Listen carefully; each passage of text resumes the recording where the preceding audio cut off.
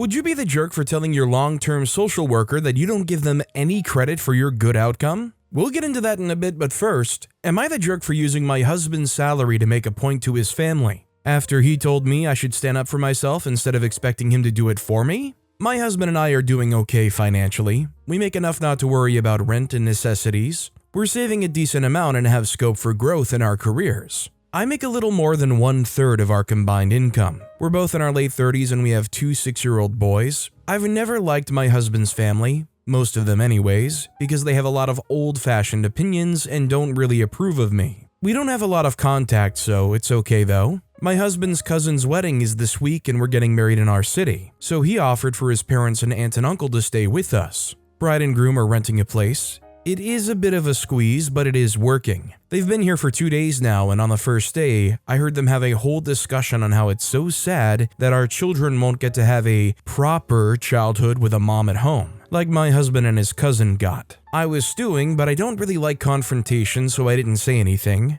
Later, I asked my husband if he could please tell them to shut up with the snide comments about me. He said that's just their opinion and it's not really hurting me. If I'm bothered, I should learn to stick up for myself and that he can't always do it for me.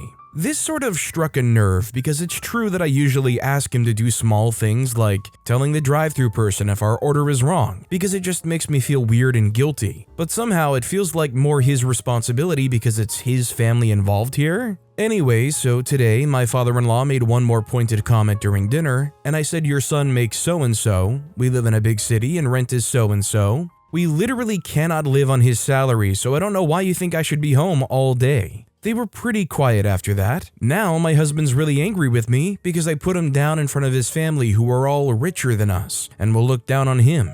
Am I the jerk? I don't think OP's the jerk here because realistically, they gave their husband the platform to kind of dispel this stuff and really defend himself in whatever way possible. OP just turned around and said the truth. That understandably, hey, they don't want to be judged by their in-laws, and this is exact, clear evidence of why they can't do this suggestion they're beating OP over the head with. Enforcer1971 wrote, definitely not the jerk. Your husband and in-laws, however, common sense dictates that if your family has a problem with your spouse, you have their back. Still, I think you handled things perfectly given the fact that your husband is a textbook jerk and doesn't defend you when he should. He doesn't get to be mad for the way you chose to do what he said. You just took his advice. Also, is he a teenager? Why is he so pressed about his family knowing such trivial things as your rent and general income? If he didn't want you to say those things, he should have had your back, I guess. Also, hi, I'm Steven, and if you guys enjoy getting to decide whether or not all of these people are jerks, why not hit those like and subscribe buttons down below? That said, our next story is, am I the jerk for telling my stepdaughter she can have her dead dad pay for the wedding?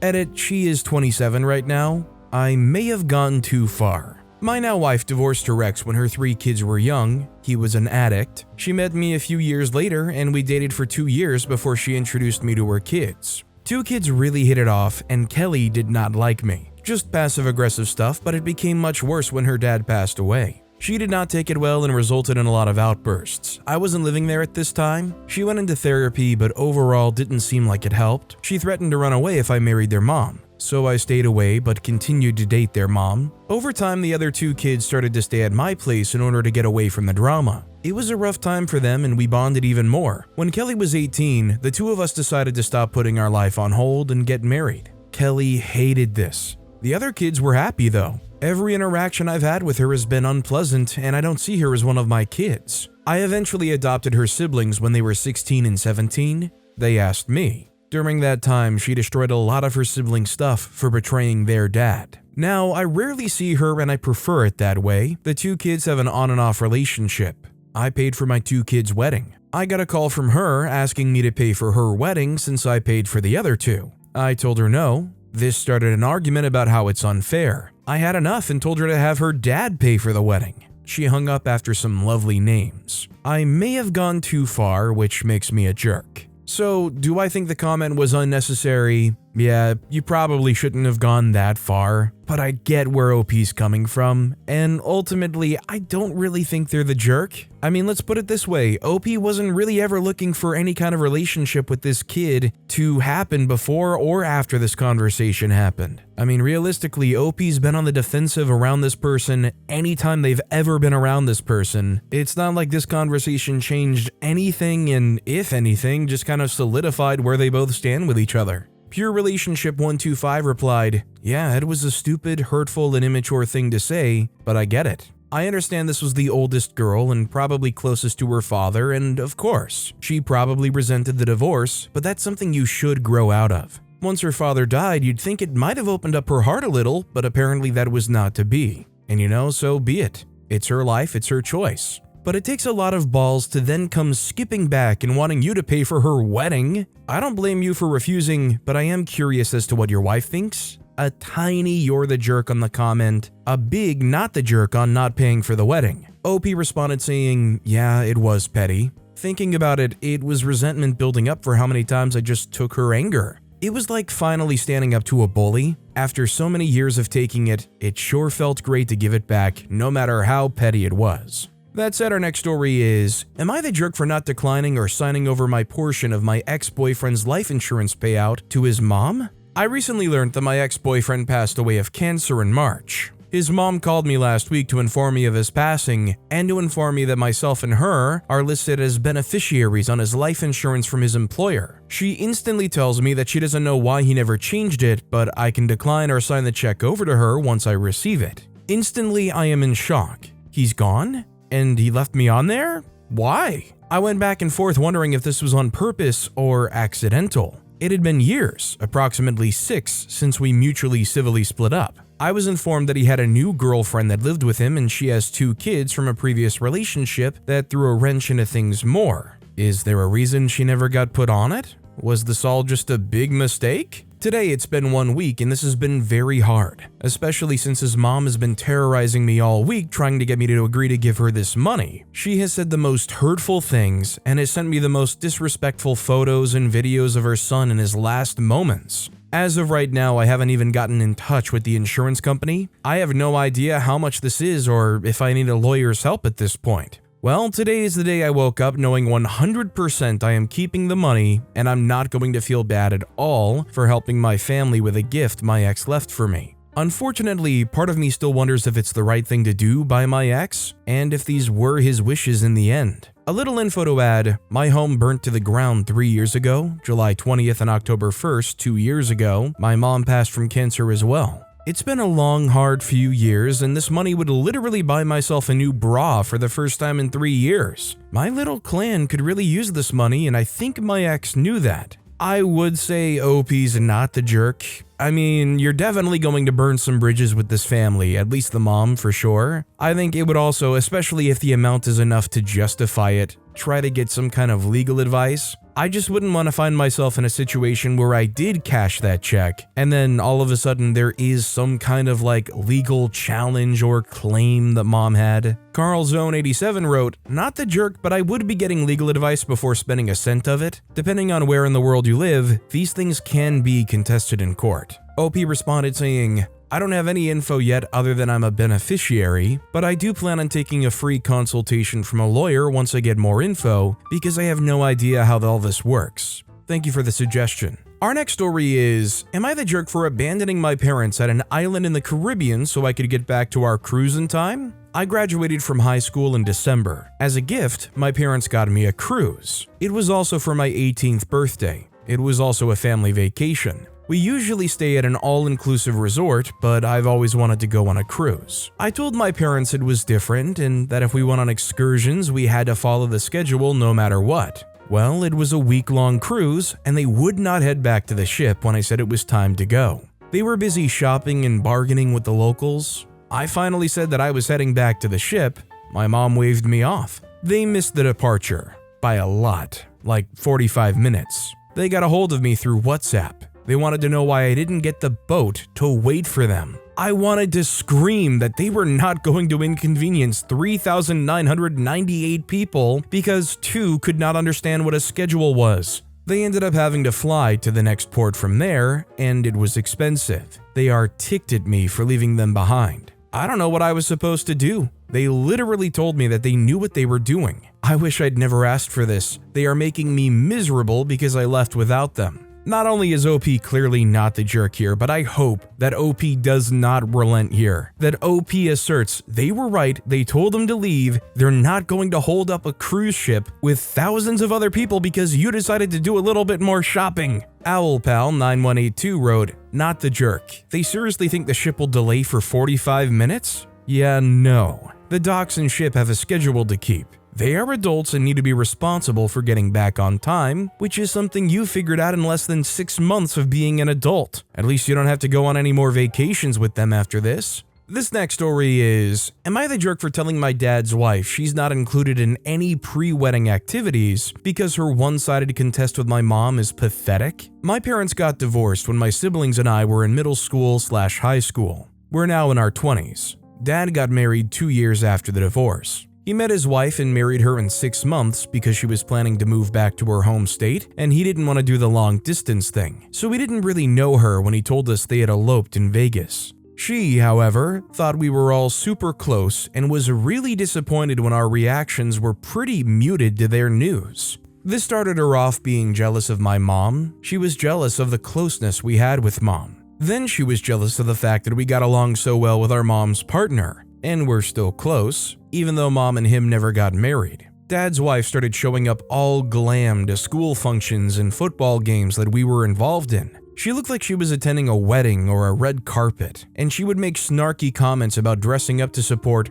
her kids while looking right at my mom. She would throw us these lavish birthday parties and invite both sides of our family, and then attempt to dress us in matching outfits, the birthday kid and her. It always made her twitchy when we didn't want to dress like her. When my twin siblings turned 16 and my sister and mom had matching necklaces, my dad's wife actually went home to change and wore the same color dress as my sister. She talks like mom is somehow less than her because she's not remarried. She gloats that she has a ring on her finger, that she shares the same last name as us, the kids, just all kinds of petty things. She's someone we tolerate, but we don't like her, and if we could exclude her from our lives without losing our dad, we would. I'm getting married and so is one of my brothers, the twin. My dad's wife has not been invited to any fittings, tastings, viewing, etc. by either my fiancé and I, or my brother and his fiancé. But mom has been invited to stuff on both sides, and my dad's wife was so upset by it. She asked my brother about being invited to something first, and he said no, just no. Nothing else, and she pestered him for a while before moving on to me, and she broke down over it and said she can't understand not being included in pre-wedding activities. I told her she's not included because her one-sided contest with my mom is pathetic and none of us want to deal with that. She said it was such a mean thing to say, and all she's ever tried to do is earn that spot as our mom. But we treat our mom's partner, who isn't even our stepdad, like he's more important than her. She was crying harder while saying all this. Am I the jerk? So the major problem here is from the get-go, she's trying to force things. She's acting super jealous. You're just never going to be the most willing to open your arms and embrace somebody who's so clearly acting that way. Let alone the fact that you're already basically adults by the time they came into your life. And in general, anybody that tries to force the "I'm the new parent, make me the new parent, treat me like a new parent" shtick is almost never going to succeed. Teeny Sod wrote, "Not the jerk." She asked why. You told her. She's a grown woman. Her behavior is just toxic and bizarre. You obviously will have your brother's support. Don't explain further, don't argue, go stuck record, and keep repeating just what you've said already. Hope you and your brother have lovely weddings. Music with Rocks In said, I wish step-parents would understand that the best thing they can do to help their new family is take a step back and give the kids space to spend time alone with their parent. You don't become a mom by demanding to be a mom, you become a mom by putting the kids' needs and wants before your own. Our next story is, am I the jerk for telling my former social worker I don't credit her for my good outcome? I'm a former foster kid who ended up with an incredible foster family who eventually adopted me when I turned 18 because I wanted to create those legal ties with them. I credit them with giving me a good life after 7 years of a crap one, but I don't credit my former social worker for that success at all. So background, my mom lost custody of me when I was 5 and her older kids when they were 11 and 12. They had a different dad to me. I'm not sure what happened, but when we were first taken from our mom, we were placed with a family member who eventually decided she didn't want us, and we were then placed in the same foster home. But my half-siblings hated me. They were always telling me I shouldn't have been born, trying to make me cry. They said my dad was dead and they were glad because he was crappy and that I was crappy too, and I should be dead like him. I never knew who my father was, and I don't know his name. No name on my original birth certificate. This started before we were taken into care, but continued until I was finally separated from them after an incident when I was 6. I was placed in 7 different foster homes before finding my family. My former social worker fought against me and my half-siblings being separated. And even when she lost the ability to keep us together, she insisted on visits between the 3 of us. I told her how they treated me. I recorded it once with my family's camcorder and she didn't care. The visit stopped once my half-siblings aged out of the system. It was such a relief to no longer have them in my life. I knew they hated me. I was terrified of seeing them. I used to not eat and sleep before those visits. And my parents tried to protect me, but they were ordered to maintain the visits. Even after they ended, my former social worker would tell me I should keep in touch with my half-siblings, and she would tell me I'd thank her one day. I ran into my former social worker recently, and she approached me and said I was one of her best success cases.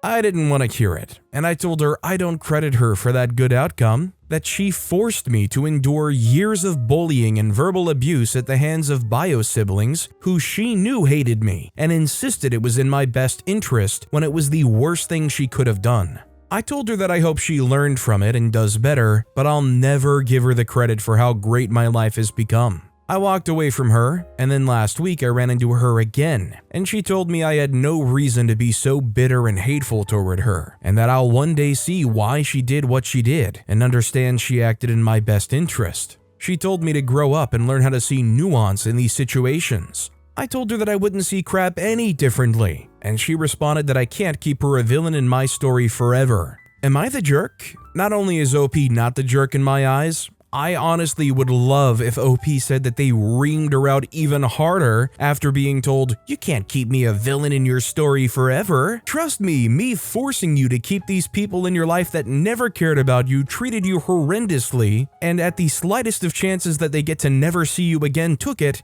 was all for the best. You just aren't even old enough now to understand how all that abuse was good for you. I would be trying to search for the words that would make it click for her, that would understand how devastated you were. Telling her that I guess she'll never realize to truly listen to those kids who are crying out about terrible situations and intentionally hearing what they have to say, ignoring it, and forcing them to keep doing that for years. But hey, I guess, a few more years down the road, I'll understand how all that abuse and the people I never associated with as soon as they could get away from me ever again was a good thing for me. But let's be real here, I don't think that social worker, no matter what combinations of words you put together, would ever understand or ever admit defeat. And frankly, it might even just be because doing so is basically admitting that they should not have that job. Apart ad 6518 wrote, "Not the jerk. I used to not eat and sleep before those visits and my parents tried to protect me, but they were ordered to maintain the visits. The social worker shouldn't have insisted on visits when you became of sufficient age and understanding to say that you didn't want them and why.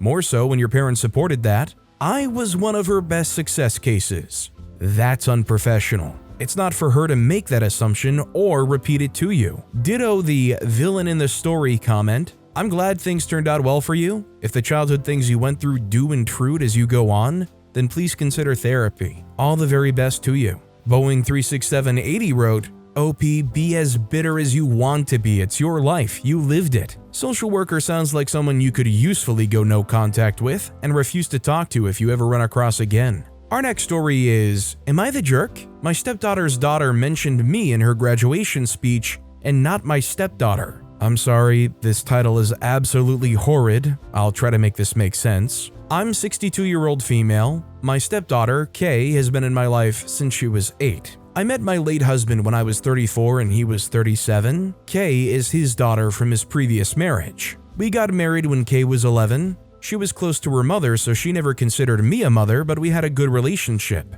Unfortunately, my husband and I weren't able to have children. Just after Kay finished high school, she got pregnant. She had only been dating her boyfriend for a few weeks and he didn't want to stay with her. Kay really wanted to keep the baby though, but she was planning to go out of state for college, so we had a long talk about it. Her mother didn't want to be involved as she was very disapproving of the whole thing. She was, justifiably I suppose, angry at Kay for making stupid choices that could alter her future, and Kay sort of pulled away from her after that. So I quit my job to raise her baby, H. Kay decided to switch to a college closer to home so she could visit H every weekend. She called almost every day to see her. She was trying very hard to balance staying connected to her child and also setting up a decent future, but obviously H was much closer to me. I was with her every day until she was 4, and she only saw her mom once a week and on video call. I tried telling her that Kay was her mom and I was grandma, and she didn't call me mom, but she was closer to me. After college, Kay did a post-grad degree for 3 more years. Then she moved back to our city. She tried really hard to build a close relationship with H, but by that time she was 7, and even though they did become close, she would always sort of come to me first for things. Kay was sad about this, but we didn't really talk about it. Eventually, Kay got married and H lives with them, but she visits me multiple times a week, and we text every day. Kay's dad also passed, which was really hard for both of us. So H just graduated from high school, and she was selected to give a speech because she was a standout student. She called me and asked if it was okay if she mentions me. I said that's really sweet of her, and of course. Kay and her husband and I went to it together. In the speech, H talked about how her best childhood memories are the stories I told her, and it was really sweet. She only mentioned Kay in the bit at the end where you thank everyone who helped you get there and whatnot. Kay didn't say anything during the party, but afterward she told me she felt like I always encouraged H to stay closer to me than her, like I was competing with her. She said that I wanted to be a parent so badly that I took it from her. I just want some unbiased opinions. I think OP's definitely not the jerk here. And no, I don't mean to compare a grandkid to a puppy, but let's put it simply. During some of the most formative years of their life, you were always there taking care of them and being a good motherly figure to them. Just like it would be if you were around somebody's puppy more than the actual owner was, they're probably going to be imprinted upon you a lot more than the actual parent. All that I see here is a sign that OP was being a great parental figure to that kid all throughout that kid's life. It obviously was never a competition, and if anything, Kay should just be grateful. Especially before she goes and allows this to somehow potentially ruin the relationship she has with her kid. Hopstorm wrote, "Not the jerk. Your stepdaughter just can't understand that you can't have your cake and eat it. That was her decision to let someone else raise her child while she was studying. You did enormous effort to help her by quitting your job and taking care of her kid. While I might understand that you might have done it simply because you couldn't have your own kid,